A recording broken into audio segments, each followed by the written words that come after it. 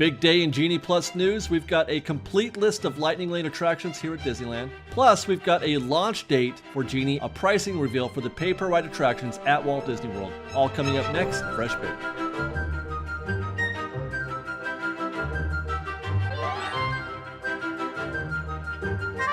Hello again, everybody, and welcome back to Fresh Baked. You know, we are this close to getting Genie Plus in both parks, but taking the lead today is Walt Disney World. They have announced their launch date for Genie, and that's going to be October 19th. That's just 10 days from now, but again, that's Walt Disney World only. No date has been announced yet for Disneyland, and I'm not sure when we're going to get it. My best guess is that we're going to see Genie Plus here at Disneyland sometime at the end of October or maybe early November. But we do have Genie Plus news here today at Disneyland. We have a complete list of all the attractions that are going to be included in Lightning Lane. Now, the base software, Genie, is free. It's part of the Disneyland app. It's the access to Lightning Lane, aka FastPass. That's when you hear the word Lightning Lane, think FastPass. It's the access to Lightning Lane that you are paying that extra $20 for. That's $20 per person per day. Or at Walt Disney World, $15 per person per day. So, which rides are included in the $20 fee for Genie Plus?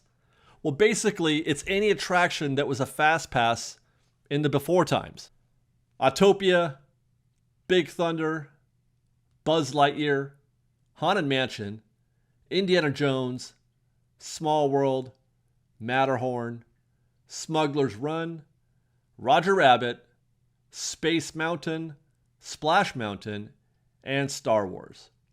That's at Disneyland. At DCA, we've got Goofy Sky School, Grizzly River Run, Mission Breakout, Incredicoaster, Monsters Inc., Soarin', and Toy Story Midway Mania. All those attractions just named are part of the $20 fee for Genie Plus. You can ride all of them via Lightning Lane, but you can ride each one only one time. If you want to ride Indiana Jones a second time, you have to go through standby. Okay, so that's Genie Plus. Then there are the 3 additional Lightning Lane attractions that are considered premier, a la carte. You pay for these separately, on top of what you might have already paid for Genie Plus. Those are Rise of the Resistance, Radiator Springs Racers, and incredibly, Web Slingers. Now, we don't have pricing on what those individual costs are going to be, but we do have a pretty good guess based on what was announced for Walt Disney World, which we're going to get to in just a minute. So let's put this another way. Once you pay that $20 for Genie Plus, every Fast Pass attraction, every Lightning Lane attraction is included in that fee, in that $20 fee, except for those 3 we listed, Rise, Radiator, and Web Slingers. All the other ones, that first batch, all of those are included in the $20. You pay just the one $20 fee for all of those attractions. But if you also want to ride Rise of the Resistance, Radiator Springs, or Web Slingers, if you want to ride those as well as the attractions that were listed in the Lightning Lane, then that's the additional fee. However, and this is an often misunderstood statement, however, you don't have to have Genie Plus if you want to ride Radiator Springs Racers, Rise of the Resistance, or Web Slingers. Those are what they call a la carte. Those are separate. You pay for those and they exist separately. They are Lightning Lane attractions, but they exist separately from Genie Plus, meaning if all you want to do is ride Rise of the Resistance, let's say you want to do standby for every other attraction, but you definitely want to go on Rise of the Resistance, you can pay for just Rise of the Resistance. You don't have to pay for Genie Plus in order to do that. But if you want to ride Big Thunder on Fast Pass, Indiana Jones, and all those other ones, then you do need to get Genie Plus. Hopefully that makes sense. Lastly, if an attraction wasn't listed, attraction that you're aware of wasn't in those groups, then that means it's standby only. We're talking about the dark rides in Fantasyland, Jungle Cruise in Adventureland, Pirates of the Caribbean. Any ride that wasn't Fast Pass before isn't Lightning Lane today. And the reverse is true. If it was a Fast Pass before, it's Lightning Lane today. Also, every attraction that is in Lightning Lane can also be accessed via standby, except for those that are in virtual queue. Web Slingers and Rise of the Resistance. Although we already know that they've been testing, or they're going to be testing, Web Slingers standby here in Disneyland, and we know that they are testing Rise of the Resistance now at Hollywood Studios. If standby is available, you can do that. You don't have to. Let me put it another way.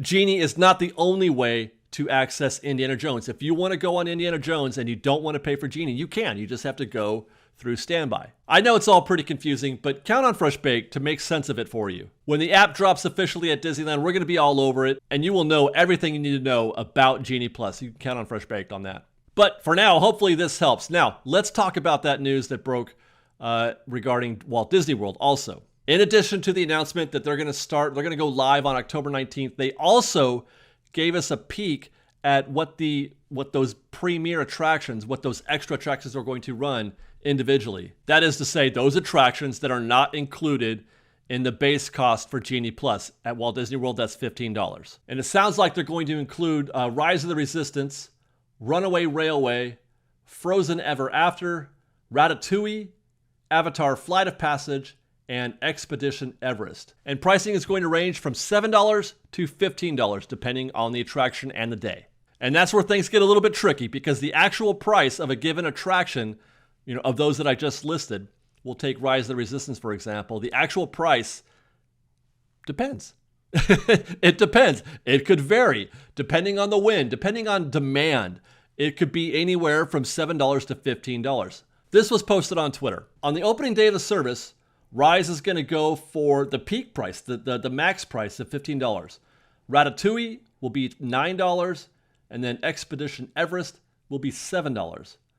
But 4 days later, Ratatouille goes to $11. Why? I haven't any idea, but Disney does. Disney has an idea. They have determined that on opening day, on the 19th, Ratatouille is worth $9. But 4 days later, it's going to be worth $11. Obviously, they feel like there's going to be more demand on the 23rd. The 19th is a Tuesday. The 23rd is a Saturday. It makes sense maybe that that attraction will be worth $2 more. However, the price didn't change for Expedition Everest, and it didn't change for Rise of the Resistance. Now, I'll say this. Rise of the Resistance is probably going to stay at $15 always, every day, all times throughout the day. So that's one of those attractions that I don't think is going to change. Now, a couple things.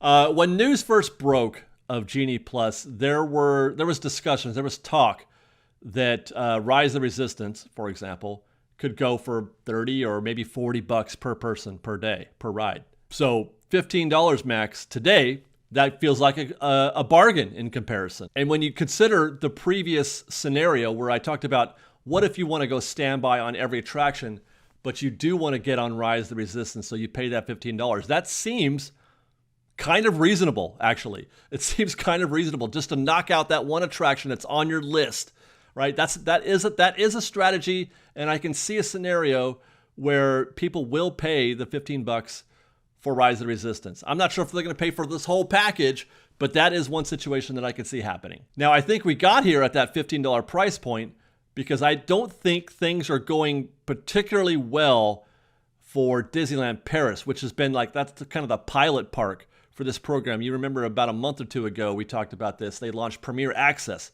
same basic service. Things are not going as well as they may have thought, I guess.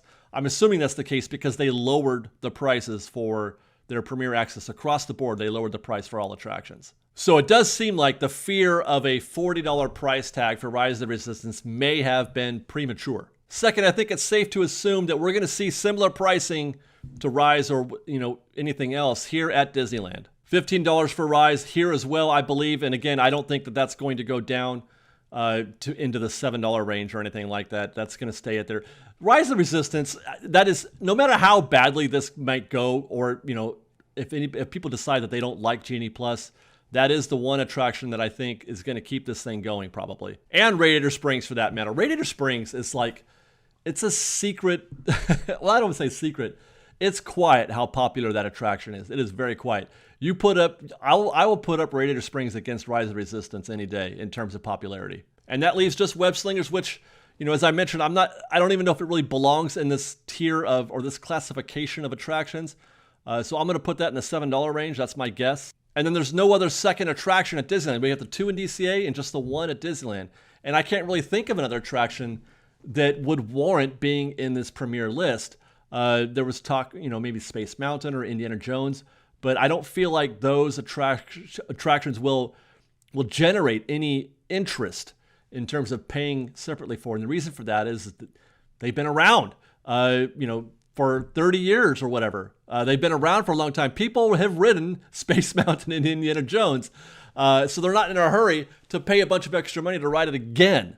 And that explains perhaps why Web Slingers was included, because you take a look at those 3 attractions. Those are the 3 newest attractions at Disneyland: Radiator Springs, Web Slingers, and Rise of the Resistance, which brings to mind Smuggler's Run was not included.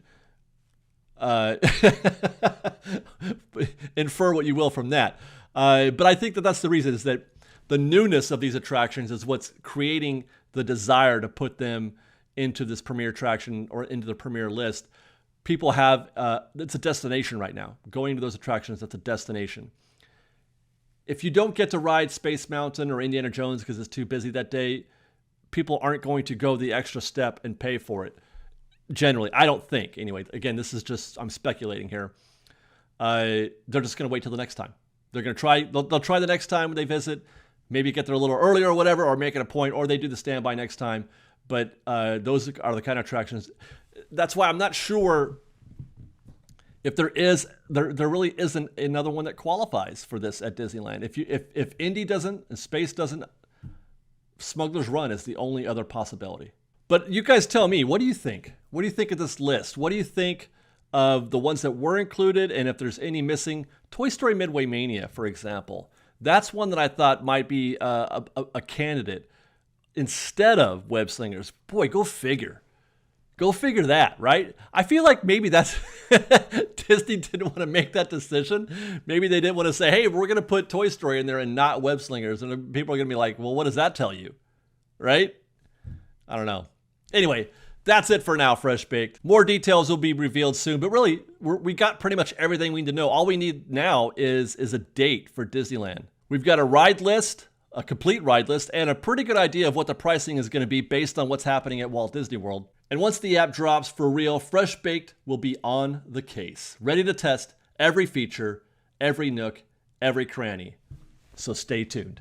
And until then, follow us on Instagram at _FreshBaked, on Twitter at FreshBakedDisney, that's Fresh with no E, and on TikTok at FreshBakedDisney. And if you like our show and would like to show your support, please do consider joining our Patreon campaign at patreon.com/FreshBaked. And until next time, thank you guys very much for watching. We love you.